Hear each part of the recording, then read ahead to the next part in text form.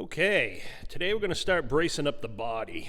I got the car leveled out, sitting on the screwed jack stands. I put some little pockets on the bottom of these runners so that the pad for that jack stand can stick right up in it, and then don't have to worry about it slipping off while I'm thrashing around in there.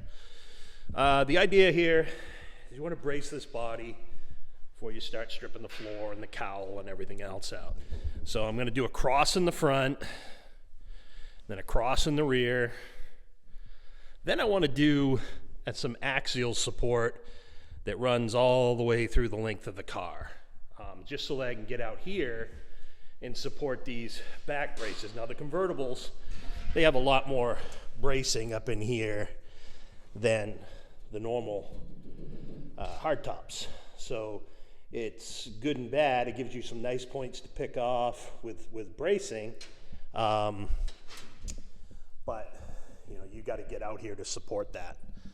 So, and of course, those vertical brackets there are the cocktail shaker brackets, and you can see they're not even attached to the floor right now. So, all of those got to be cleaned up, reattached, but it's a good opportunity to straighten it all out at the same time. So. Yeah, ready to get started.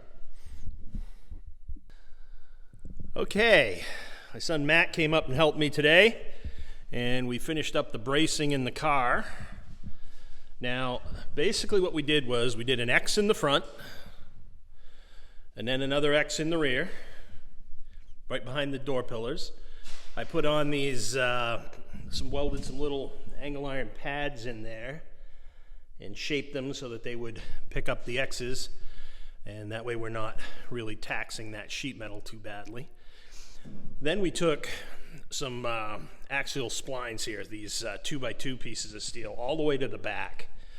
And what this allowed us to do was brace off everything in the rear internal panels. We're going to be pulling so much material off the back of this, I'm nervous that if anything moves, we'll never get it back. So we brace the upper panel supports here, the interior quarter panel supports here on the convertible tub, and then down here with these brackets here, they have to come off. So I put in some angle iron into a couple of the bolt holes there, and just made it so that they could bolt up, and gave them a nice landing spot so I can relocate them once we put the mini tubs in. These will be drilled out through here. There's some spot welds that need to be drilled out, and then once the mini tub comes off down here, the internal tub, we have to relocate all that stuff accurately once it's all done. So we also did some bracing across the tops of the doors so it can't pivot or fold up. Seems like a lot, but I know now this thing will not move. And every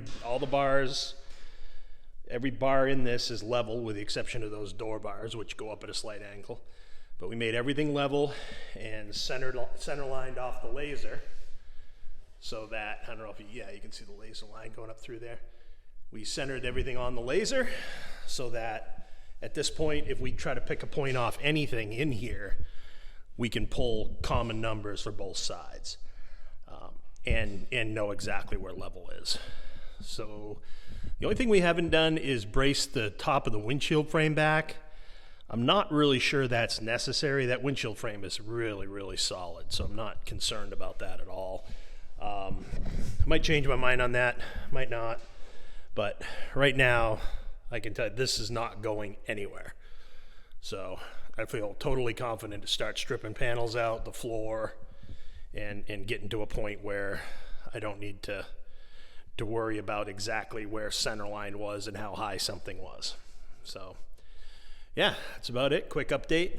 We spent quite a few hours today pulling this all together, but looks sort of like a roll cage for midgets, but we'll get there. Yeah, I feel like this is going to work. Next step is we start stripping out panels.